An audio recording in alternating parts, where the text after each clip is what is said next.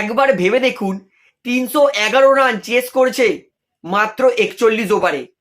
আর তা জাতা ম্যাচ নয়, সেমিফাইনাল, বিশ্বকাপের সেমিফাইনালে আফগানিস্তানের 311 রানের পাহাড় রানকে তুড়ি মেরে আমাদের ইন্ডিয়ান আন্ডার 19 হারিয়ে দিয়ে পৌঁছে গেল আরও একবার আন্ডার 19 বিশ্বকাপের ফাইনালে।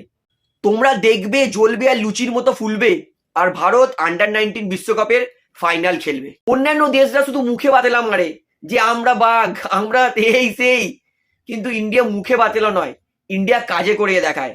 ভাই প্রাউড ইন্ডিয়ান, প্রাউড ইন্ডিয়ান। আমাদের মহিলা টিম চ্যাম্পিয়ন, আমাদের মেন্স সিনিয়র টিম চ্যাম্পিয়ন, আমাদের আন্ডার 19 টিম চ্যাম্পিয়ন। তো ভাই ক্রিকেটে কেউ ধারে কাছে নেই আমাদের। যে যতই মুখে বাতেলা মারুক, ভারত মুখে বাতেলা মানে না, ভারত কাজে করিয়ে দেখায়। আরো একবার প্রমাণ দেখে নে রে তোরা। ও ভাই কি খেলা দেখেছি আজকে আন্ডার 19। বৈভব সূর্যবংশী যে ইনিংসটা খেলে গেছে, সেইখানেই ভারত কিন্তু মানে এই সেমিফাইনালটা জিতে গেছে একতরফা। 9 ওভারে 90, বৈভব সূর্যবংশী 33 বলে 68, মানে তারপরে 240 বলে 220 রান মতো বাকি। এই ইন্ডিয়া টিম কি করে ছাড়বে? আর অ্যারন আজকে যে সেঞ্চুরি করেছে 115 রান, ভাই অনবরত কি ইনিংস খেলেছে।